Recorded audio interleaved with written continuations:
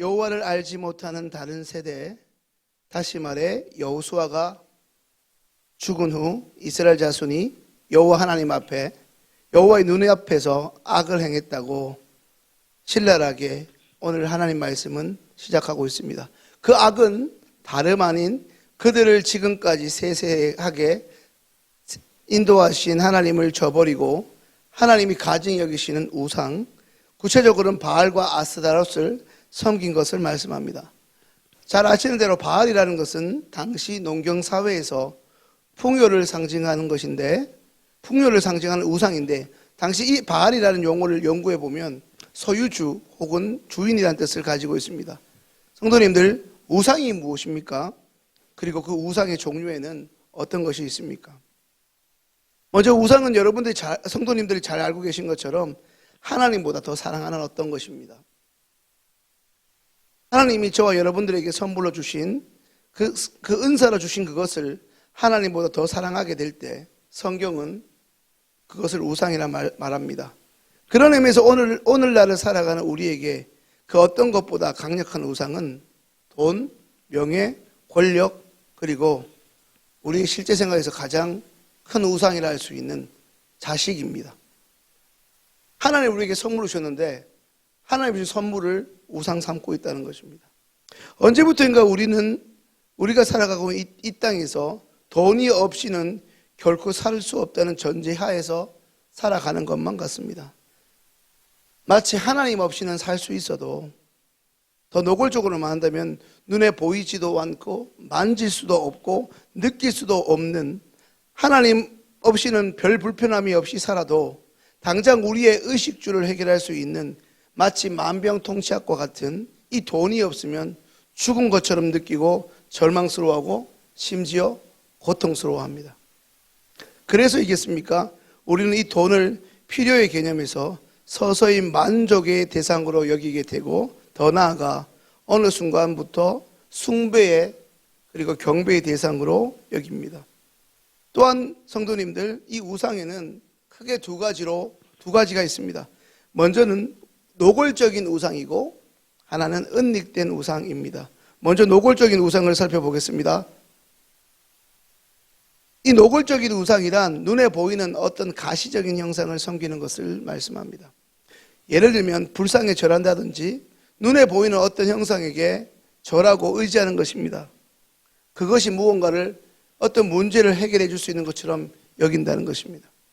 출애굽기 32장에서 이스라엘 백성들은 아론과 함께 금송아지 우상을 만들었지 않습니까? 성도님들, 이 이스라엘 백성이 그 금송아지를 무엇이라 불렀는지 아십니까? 그들은 금송아지를 너희를 애굽 땅에서 인도하여 낸 너희 신이라고 불렀습니다. 신이라는 겁니다.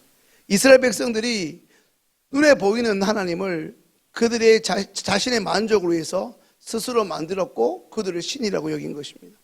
여기서 더 어처구니 없는 것은 그렇게 그들이 금송아지 우상을 만들어 섬기면서 그 백성들의 기세에 눌린 지도자 아론이 한술 더 떠 그 금송아지를 여호와 하나님으로 인식하는 말을 했습니다. 내일은 여호와의 절일이라고 말씀했습니다. 성도님들 어떻습니까? 밖으로 볼 때 그들의 종교 행위는 과거 여호와 하나님 앞에 제사를 드리며 섬기는 것과 별반 다를 것이 없었습니다.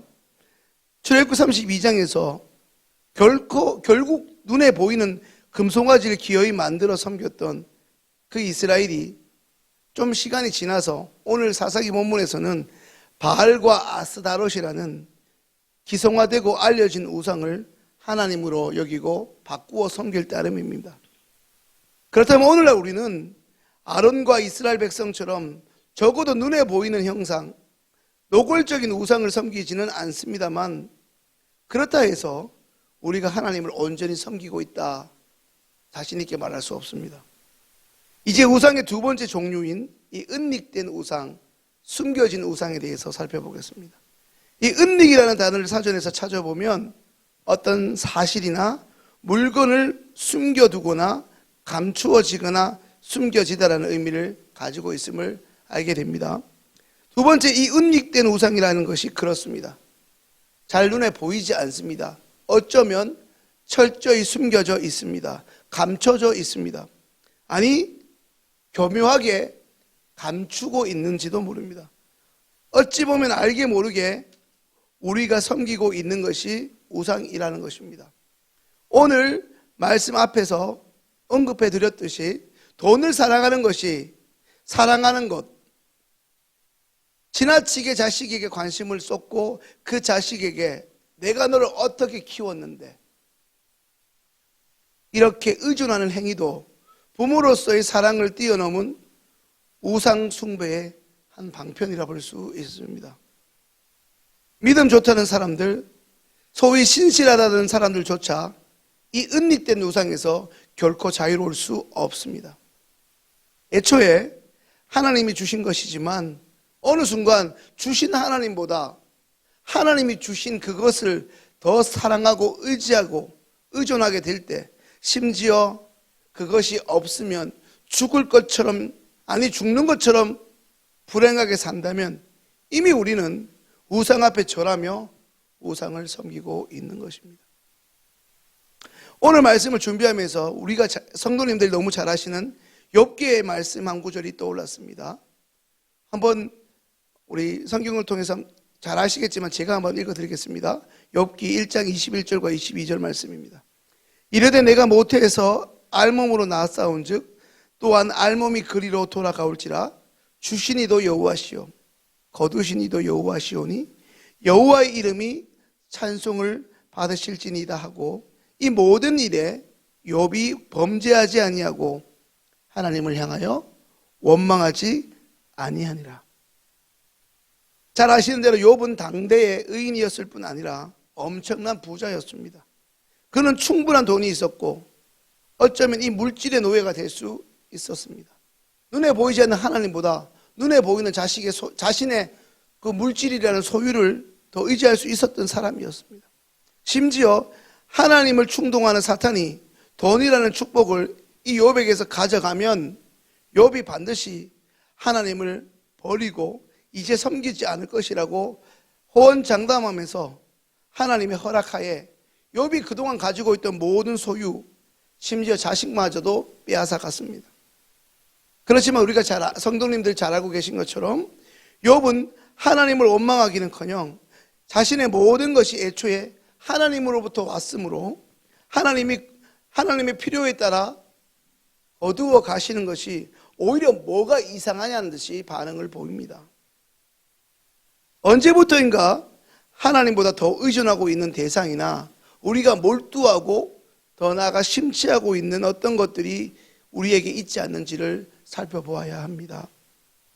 하나님이 내게 사랑하라고 하나님의 가치관으로 양육하라고 맡겨주신 우리의 자녀들을 예전에 내가 이루지 못한 나의 꿈을 이루는 도구로 삼고 자식에게 필요 이상으로 의존하면서 어떨 때는 자식을 우상처럼 떠받들기도 하고 어떨 때는 그 자식을 통해 나의 꿈을 실현시키려고 자식을 애달복달하고 있지는 않습니까?